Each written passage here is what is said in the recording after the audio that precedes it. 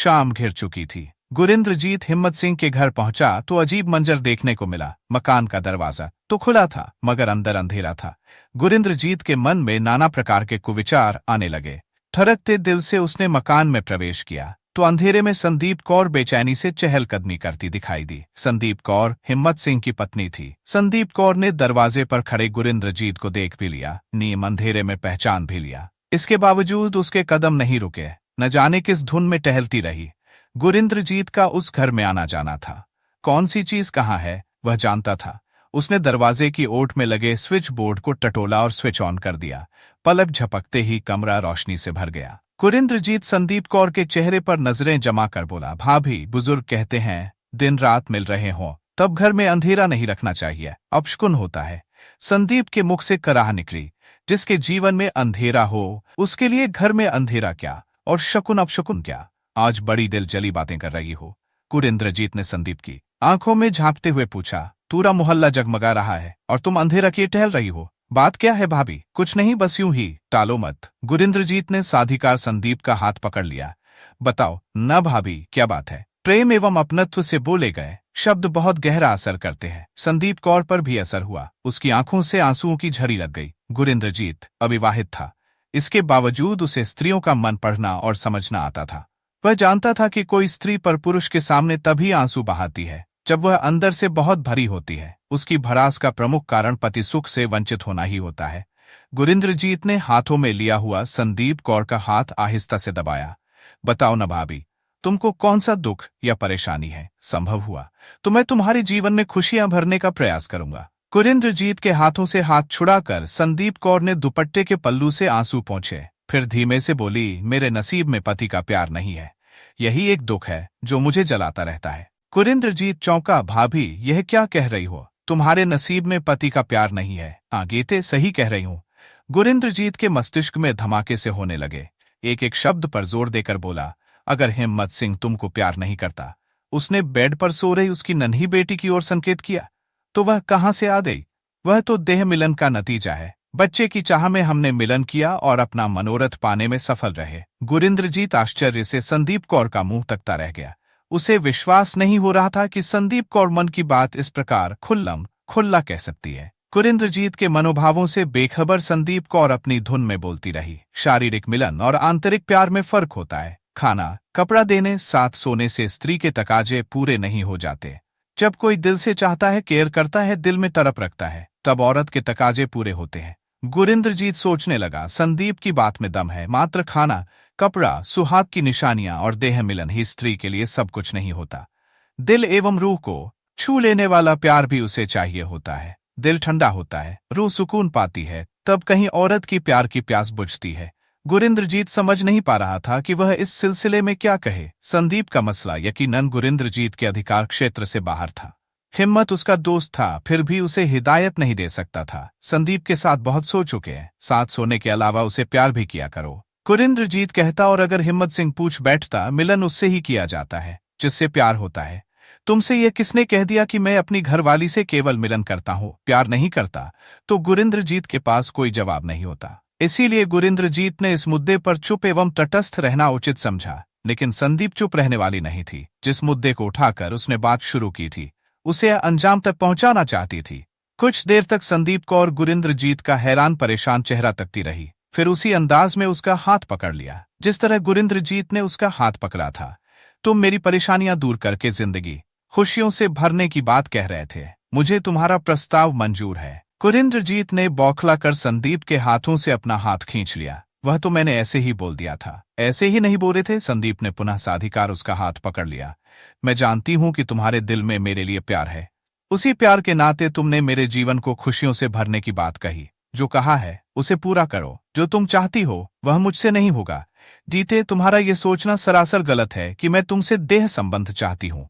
संदीप कौर गुरिंद्रजीत की आंखों में आंखें डालकर बोली, हिम्मत सिंह मेरा बेस्ट देह पार्टनर है। वह मिलन तो करता है पर मुझे प्यार नहीं करता। गुरिंद्रजीत उलझने लगा, तो मैं क्या करूं? मेरी रूह से प्यार करूं और क्या? संदीप उसकी आंखों में देखते हुए मुस्कुराई, शब्दों से मेरे मर्म को स्पर्श करो, आत्मा को हौले हौले सहलाओ।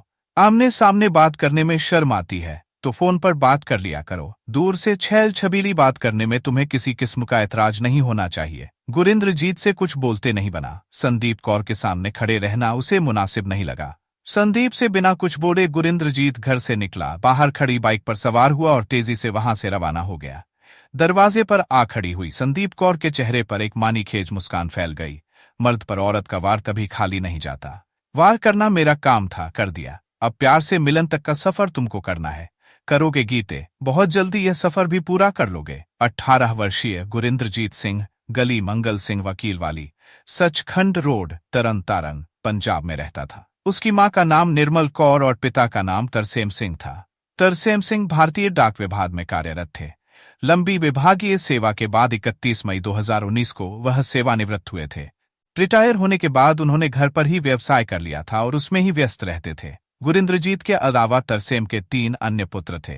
सबसे बड़ा मनजीत फाइनेंस का कार्य करता था।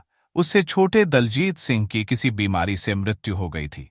तीसरे नंबर का पुत्र लवजीत सिंह ठेकेदारी करता था और सबसे छोटा था गुरिंद्रजीत सिंह उर्फ गीता। लवजीत व गुरिंद्रजीत भवन निर्माण के ठेके लेते थे, अतएव उनके पास पैसे की कमी नहीं रहती थी। गुरिंद्रजीत को नई नई बाइक की सवारी करने और नए फैशन के कपड़े पहनने का शौक था। यूं तो गुरिंद्रजीत के अनेक दोस्त थे, पर पड़ोसी हिम्मत सिंह उसका जिगरी दोस्त था। दोनों की आयु में कई वर्ष का अंतर था। आयु का यह अंतर गुरिंद्रजीत व हिम्मत की मित्रता में बाधक नहीं था। हिम्मत सिंह के पिता श्रवण सिंह एक संपन्न किसान थे। उनके पास खूब सारी जमीन थी। हिम्मत सिंह बड़ा बेटा था, अतः अपनी जमीन पर उसने आधुनिक तरीके से खेती करके अच्छी आमदनी करनी शुरू कर दी। सन 2015 में हिम्मत सिंह की बारात शेरों गई, तो बाराती के तौर पर गुरिंद्रजीत के साथ गया और परछाई की तरह दूल्हे के साथ लगा रहा। हिम्मत की शादी राजकौर व महल सिंह की पुत्री संदीप कौर से हुई थी। संदीप का एक भाई भी था, मनप्रीत सिंह उर्फ सन्नी। संदीप कौर की शादी में गुरिंद्रजीत पूरे समय दूल्हे के साथ साए की तरह यूं चिपका रहा कि दुल्हन पक्ष के सभी लोग उसे पहचान गए। उन सभी से भी गुरिंद्रजीत ने प्रगाढ़ संबंध बना लिए। दुल्हन संदीप कौर भी गुरिंद्रजीत को अच्छी तरह पहचान गई। रही सही कसर तब पूरी हो गई जब संदीप कौर ससुराल में रहने लगी। पड़ोसी तथा हिम्मत का दोस्त होने के नाते गुरिंद्रजीत का घर में बेधड़क आना जाना था। गुरिंद्रजीत व संदीप ने देवर भाभी का मधुर रिश्ता जोड़ लिया। दोनों के बीच बातों के साथ हंसी मजाक भी होने लगा। 1.25 साल बाद संदीप गर्भवती हुई और विवाह के 2 वर्ष पूरे होते होते उसने पुत्री को जन्म दिया। इसी बीच पंजाब में विधानसभा के आम चुनाव की प्रक्रिया आरंभ हो गई। सभी प्रमुख राजनीतिक दलों ने चुनाव मैदान में अपने प्रत्याशी उतारे। तरन तारन सदर सीट से कांग्रेस ने डॉक्टर धर्मवीर अग्निहोत्री को चुनावी समर में उतारा। संदीप कौर का भाई मनप्रीत सिंह उर्फ सन्नी कांग्रेस का समर्पित कार्यकर्ता था। वह जी जान से पार्टी प्रत्याशी के समर्थन में चुनाव प्रचार में जुट गया। सवाल साले बाबू की इज्जत का था, इसलिए हिम्मत सिंह, गुरिंद्रजीत आदि भी डॉक्टर धर्मवीर अग्निहोत्री के लिए चुनाव प्रचार करने लगे। सभी का प्रयास भारी बहुमत से पार्टी उम्मीदवार को जिताने का था। क्षेत्रीय मतदाताओं का प्रयास फलीभूत हुआ। डॉक्टर धर्मवीर अग्निहोत्री भारी मतों से चुनाव जीतकर विधायक बन गए। मनप्रीत सिंह नवनिर्वाचित विधायक का खासुल खास था, अतः उन्होंने उसे अपना पीए बनाकर उसे उपकृत कर दिया। विधायक का पीए बनकर मनप्रीत भी इलाके में पावरफुल हो गया। जनता के छोटे मोटे काम वह खुद ही अपने स्तर पर निपटा देता था। चुनाव प्रचार के दौरान गुरिंद्रजीत को संदीप कौर तथा उसके मायके वालों के बेहद करीब ला दिया। इसी के साथ गुरिंद्रजीत का संदीप व हिम्मत सिंह के पास उठना बैठना बढ़ गया। गुरिंद्रजीत तो साफ मन से संदीप के पास बैठता था, मगर उसे लेकर संदीप के मन में अलग ही खिचड़ी पकने लगी थी। हिम्मत सिंह संदीप की देह को तो सफलतापूर्वक तृप्त करता था, परंतु उसके दिल एवं रूह को अपने प्यार से ना कभी छू सका, न तृप्त कर सका। वस्तुतः वह उन लोगों में से था जिनका मानना होता है कि प्यार ही सेक्स है और सेक्स ही प्यार है। प्रेम की अभिव्यक्ति के लिए ऐसे लोग पत्नी से बारंबार मिलन करके उसे पीड़ा देते हैं। उनका मस्तिष्क यह सोचने के काबिल ही नहीं होता कि प्यार अलग चीज है, देह मिलन अलग चीज। संतुलित मात्रा में ही दोनों का मिश्रण किया जा सकता है। हिम्मत सिंह भी मिलन को प्यार मानने वालों में से एक था, जबकि संदीप कौर को प्यार की प्यास थी। प्यार की प्यास हो या सेक्स की, स्त्री को दोनों की ही तृप्ति की चाह होती है। कोई एक भी प्यास अधूरी रह जाए तो नारी का मन भटकने लगता है। संदीप कौर के तन की प्यास को तो निरंतर तृप्ति मिल रही थी, किंतु मन की प्यास भड़की हुई थी, अतः इस प्यास को बुझाने के लिए संदीप का मन भटक रहा था। एक दिन संदीप अपनी इसी भड़कती प्यास को बुझाने की दिशा में सोच रही थी। अचानक ही गुरिंद्रजीत का चेहरा उसके जेहन में कौंध गया। बस इसके बाद संदीप गुरिंद्रजीत से अपनी अधूरी प्यास मिटाने की योजना बनाने लगी। संदीप यह भी जानती थी कि रसीली बातों का सिलसिला शुरू होगा तो वहीं नहीं थमेगा। गुरिंद्र उससे मिलन की भी डिमांड करेगा। 18 वर्ष के जवान लड़के गुरिंद्रजीत को बेड पार्टनर बनाने को भी संदीप मानसिक रूप से तैयार थी। संदीप ने गुरिंद्रजीत से प्रीत जोड़ना तय किया तो उसके प्रति आकर्षण एवं आसक्ति तेजी से बढ़ने लगी। उस शाम बेटी को सुलाने के बाद संदीप इसी उधेड़बुन में थी कि गुरिंद्रजीत को किस निरापद तरीके से जाल में फांसा जाए। सोचो कि इस भंवर में वह इस तरह डूबी कि उसे पता ही नहीं चला कि कब सूरज डूबा और कब अंधेरा हो गया। तरकीब ढूंढने की कोशिश में वह दिमागी कवायद करते हुए कमरे में चहलकदमी करती रही। संयोग से तभी गुरिंद्रजीत आ गया। उसे देखते ही जिस आइडिया के लिए संदीप कई दिन से परेशान थी वह एकदम से उसके मस्तिष्क में कौंध गया। बस संदीप ने ऐसा प्रपंच रचा कि गुरिंद्रजीत उसमें फंस गया। संदीप का प्रस्ताव गुरिंद्रजीत के दिल को गुदगुदा रहा था। इसके बावजूद उसने एकदम से किसी निर्णय पर पहुंचना उचित नहीं समझा। वह संदीप के घर से बाहर निकला, बाइक पर सवार हुआ, कुछ देर इधर उधर घूमा, फिर अपने घर चला गया। उसके मस्तिष्क में संदीप का प्रस्ताव हलचल मचाए हुए था। भोजन करने के बाद गुरिंद्रजीत सोने के लिए लेटा, तब भी उसके हवास पर संदीप की बातें छाई रहीं। आंखों में नींद भरने की कोशिश करते हुए गुरिंद्रजीत करवटें बदल रहा था। तभी तकिया के पास रखे सेल फोन की घंटी बजने लगी। गुरिंद्रजीत ने फोन उठाकर स्क्रीन पर डिस्प्ले हो रहा नाम देखा तो दिल की गुदगुदी एकदम से तेज हुई और मन भी विचलित हुआ। संदीप फोन कर रही थी। गुरिंद्रजीत ने कॉल अटेंड की। हेलो, जाग रहे हो? हाँ, नींद नहीं आ रही। जीते मेरे ख्यालों में खोए होगे, मेरे बारे में सोच रहे होगे, इसीलिए नींद आंखों से कोसों दूर है। यही था, इसलिए गुरिंद्रजीत चुप रहा। संदीप की आवाज उसके कानों में गूंजी। तुम्हारे ख्याल मुझे भी नहीं सोने दे रहे, कुछ बात करो, दिल को करार आया तो नींद भी आ जाएगी। संदीप की आवाज इस कदर नशीली थी कि गुरिंद्रजीत एक से कमजोर पड़ गया। क्या बात करो? वही बातें जो दो चाहने वाले करते हैं। संदीप की आवाज और नशीली हो गई। भाभी, ऐसी बातें मैंने कभी किसी से नहीं की है। शुरू तो करो, बात खुद ही लंबी खिंचती जाएगी। संदीप धीमे से हंसी। इश्क, वसल और जुदाई के टॉपिक किसी से सीखने थोड़े पड़ते हैं, अपने आप आ जाते हैं। फर्राटे से ऐसे बात करोगे कि खुद हैरान रह जाओगे कि तुमने इतनी बातें कैसे कर ली।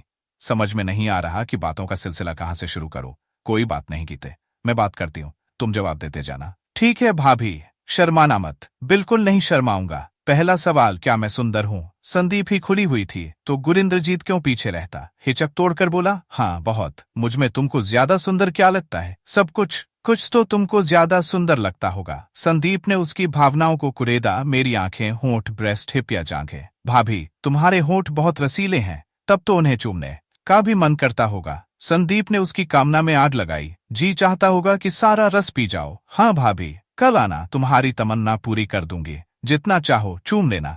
बोलने को संदीप बोल गई, पर बाद में एहसास हुआ कि यह सब उसे नहीं बोलना चाहिए था। वह तो गुरिंद्रजीत से मन की प्यास बुझाने चली थी, मगर शुभारंभ तन के एक हिस्से से कर दिया। उसने यह सोचकर खुद को तसल्ली दी, मैं भावनाओं में बहक गई। कोई बात नहीं, सिलसिला बढ़ने पर मैं मन की प्यास बुझाती, जबकि गुरिंद्रजीत तन की प्यास बुझाने को मचलता। कहीं से भी शुरुआत हुई, पर हुई तो संदीप गुरिंद्रजीत को तड़पाए, वो तरसाए रखना चाहती थी। ज्यादा बात करने पर उसके बहक जाने की संभावना भी थी। अतः वह बोली, आज के लिए बस इतना ही। अब आंखें बंद करो, दिमाग को ढीला छोड़ दो, कुछ मत सोचो, नींद आ जाएगी। इसके बाद उसने फोन काट दिया। गुरिंद्रजीत की आंखों में नींद कहाँ थी? उसकी नींद तो संदीप ने अधरपान की दावत देकर उड़ा दी थी। अतः वह देर तक जागता रहा। मुश्किल से नींद आई भी तो सपने में भी उसे संदीप कौर का सुंदर बदन ही नजर आता रहा। दूसरे दिन संदीप की धड़कनें बेकाबू थीं। उसे पता था कि रसीले होठों के लालच में गुरिंद्रजीत जरूर आएगा। गुरिंद्रजीत तब आया जब संदीप घर में अकेली थी। आते ही उसने संदीप का बाजू पकड़ा और आंखों में आंखें डालकर बोला, भाभी, कल का अपना वायदा पूरा करो। गुरिंद्रजीत को पूरी तरह अपने प्रभाव में रखकर संदीप मन और तन की प्यास मिटाने को आतुर थी। अधरपान का वायदा कर चुकी थी, इसलिए उसे टाला भी नहीं जा सकता था। संदीप मुस्कुराई, आंखें नशीली बनाई, चेहरे को सेक्स अपील से जगमगाया, फिर मुंह आगे बढ़ा दिया। गुरिंद्रजीत ने पल भर का विलंब किए बिना मुंह से मुंह मिला दिया। होठ होठों से मिल गए। संदीप तब तक मुंह से मुंह मिलाए रही जब तक कि उसे होठों के सूजने का खतरा महसूस नहीं हुआ। खतरा महसूस होते ही संदीप ने मुंह हटा लिया और कलाई से होठ पोंछते हुए बोली, आज के लिए बस इतना ही। गुरिंद्रजीत ने भी जबरदस्ती नहीं की। कुछ देर गपशप करके वह वहां से चला गया। रात को संदीप का फोन आया। तब तक गुरिंद्रजीत की हिचक टूट चुकी थी। अधरों के रस ने उसे पक्का आशिक बना दिया था, अतः उसने संदीप से उस रात खूब मस्ती भरी बातें की। गुरिंद्रजीत की रंगीन बातों से संदीप को मन की प्यास में राहत मिलती प्रतीत हुई। कुछ दिन बीते तो संदीप गुरिंद्रजीत के हवास पर छा गई। बातें तो फोन पर हो जाती थी, देह से कामुक छेड़छाड़ करने के लिए वह अक्सर उसके घर में घुसा रहने लगा। मात्र अधरपान तक ही उसकी सीमा नहीं रह गई थी, वह संदीप की सुंदर देह से छेड़छाड़ भी करने लगा। एक दोपहर इसी छेड़छाड़ में संदीप व गुरिंद्रजीत इस कदर कामोत्तेजित हो गए कि मन से तन में उतरने में देर नहीं की। इसके बाद वे आए दिन देह से देह का मिलाप करने लगे। सफल शारीरिक संबंध के बाद संदीप दैहिक तृप्ति के साथ आत्मिक तृप्ति का भी अनुभव करती।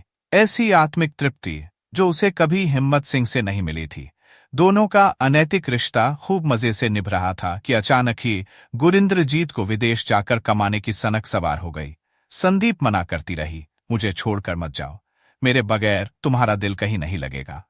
पैसे की यहां भी तुमको क्या कमी है, कहीं मत जाओ, यहीं रहो। मगर गुरिंद्रजीत को उसकी सुनना कहाँ थी। उसने पासपोर्ट बनवाया, वीजा लिया और सिंगापुर चला गया। सिंगापुर में गुरिंद्रजीत ने कुछ महीने तो चैन से गुजारे, फिर उसे महसूस होने लगा कि संदीप उसे सही रोक रही थी।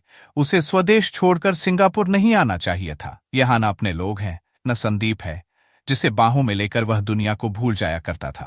संदीप भी बार बार फोन करके कह रही थी, गीते लौट आओ, तुमको देखने को मेरी आंखें तरस रही है। संदीप की चाहत ने गुरिंद्रजीत को ऐसा बेचैन किया कि वह तरन तारन लौट आया। उसके वापस लौटते ही संदीप और उसका मिलन फिर से शुरू हो गया। लगभग एक वर्ष गुरिंद्रजीत संदीप से दूर रहा था, इसलिए जोश से भरा हुआ था। जोश भी ठंडा होने का नाम नहीं ले रहा था। जोश के तूफान में प्रेमी युगल से कोई न कोई चूक या गलती हो जाती है। संदीप व गुरिंद्रजीत से गलती यह हुई कि उन्होंने पहले जैसी सावधानियां नहीं बरती। परिणाम यह हुआ कि न जाने कैसे हिम्मत सिंह को उनके अवैध संबंध की जानकारी हो गई। हिम्मत सिंह का खून खौला तो उसने अपनी इज्जत में सेंध लगाने वाले गुरिंद्रजीत के खिलाफ साजिश रचना शुरू कर दी। संदीप की मां राजकौर, भाई मनप्रीत सिंह उर्फ सन्नी तो षड्यंत्र में सहयोगी बने ही हिम्मत के भाई प्रकट सिंह और धर्म सिंह उर्फ धर्मा भी साजिश में शरीक हो गए। 29 दिसंबर 2019 की बात है। पूर्वाह्न 11 बजे गुरिंद्रजीत ने पिता तरसेम सिंह से तरनतारन शहर के करीब स्थित गांव नौशहरा पन्नुआ में एक रिश्तेदार से मिलने जाने की बात कही और घर से चला गया। इसके मात्र 3 घंटे बाद तरसेम के एक शुभचिंतक ने फोन करके बताया, गुरिंद्रजीत शेरों स्थित मनप्रीत सिंह उर्फ सन्नी के घर आया था, वहां उसकी हत्या कर दी गई है। सन्नी के ही घर में लाश पड़ी है और घर के सारे लोग फरार हैं। फोन सुनते ही तरसेम सिंह के घर में कोहराम मच गया। तरसेम सिंह अपने ज्येष्ठ पुत्र मनजीत सिंह को साथ लेकर शेरों पहुंचे। वहां सन्नी के घर के बाहर भीड़ जमा थी और घर में वास्तव में गुरिंद्रजीत की लाश पड़ी थी। लाश देखकर रोने कलपने के बाद मनजीत सिंह ने क्षेत्रीय थाना सरहाली को सूचना दी। सूचना पाते ही थानाध्यक्ष लखबीर सिंह दलबल सहित शेरों पहुंच गए। लाश का मुआयना करने के बाद लखबीर सिंह ने तहकीकात की तो तरसेम व मनजीत ने संदीप से गुरिंद्रजीत के अवैध संबंध का भांडा फोड़ दिया। इसके साथ ही संदीप कौर, मनप्रीत सिंह उर्फ सन्नी, राजकौर, प्रकट सिंह, धर्म सिंह और हिम्मत सिंह पर हत्या का संदेह व्यक्त किया। पोस्टमार्टम के लिए लाश भेजने के बाद लखबीर सिंह ने धारा 302-120 बीआईपीसी के तहत प्रकरण संख्या 201/19 पर दर्ज कर लिया। इसके बाद लखबीर सिंह ने एसएसपी ध्रुव दहिया को सारे मामले से अवगत कराया। तत्पश्चात उनके निर्देश पर पुलिस ने नामजद अभियुक्तों की धरपकड़ के लिए संभावित स्थलों पर दबिशें दी। तो अगले दिन यानी 30 दिसंबर 2019 को संदीप और राजकौर ने स्वयं थाने में आत्मसमर्पण कर दिया। उक्त दोनों से पूछताछ करने पर हत्या का राज भी खुल गया। गुरिंद्रजीत का कत्ल इज्जत का बदला लेने के लिए किया गया था। हुआ यह कि अवैध संबंध का राज खुलने पर संदीप के सभी परिजन अत्यधिक क्रोधित हो उठे थे। उन्हें लग रहा था कि गुरिंद्रजीत ने संदीप कौर को बरगलाकर उससे दैहिक रिश्ता जोड़ा है। अब उसके खून से हाथ रंगे बिना उन्हें चैन नहीं मिलेगा। अतः सभी ने मिलकर गुरिंद्रजीत को शेरों बुलाने और वहीं उसकी हत्या करने की योजना बना ली। इस योजना में उन्होंने डरा धमका कर संदीप को भी शरीक कर लिया। योजना के तहत 29 दिसंबर को संदीप कौर से फोन कराकर मिलने के लिए गुरिंद्र को ग्राम शेरों बुलाया। माशूका फोन करके बुलाए और आशिक न जाए, ऐसा भला हो सकता है। संदीप कौर का फोन आने के बाद गुरिंद्रजीत भी उससे मिलने शेरों जा पहुंचा। घर वालों को उसने झूठ बोला कि वह नौशहरा पन्नुआ जा रहा है। सभी अभियुक्त पहले से सन्नी के घर में मौजूद रहकर गुरिंद्र की प्रतीक्षा कर रहे थे। उसके आते ही सभी ने दरवाजा बंद करके उसे पीटना शुरू कर दिया। इस दौरान उसे करंट भी लगाया। फिर चुन्नी से गला घोंटकर उसकी हत्या कर दी। गुरेंद्रजीत की चीखें सुनकर घर के बाहर अनेक लोग एकत्र हो गए थे। भीड़ बढ़ती जा रही थी, अतः अभियुक्त घबराकर घर से फरार हो गए। भीड़ में तरसेम सिंह का एक शुभचिंतक था। उसने उसे फोन करके वस्तुस्थिति से अवगत करा दिया था। पुलिस बाकी आरोपियों की तलाश में लग गई। दोस्तों, कहानी पसंद आई हो तो वीडियो को लाइक करके कमेंट कर दें और चैनल को भी सब्सक्राइब कर लें। धन्यवाद।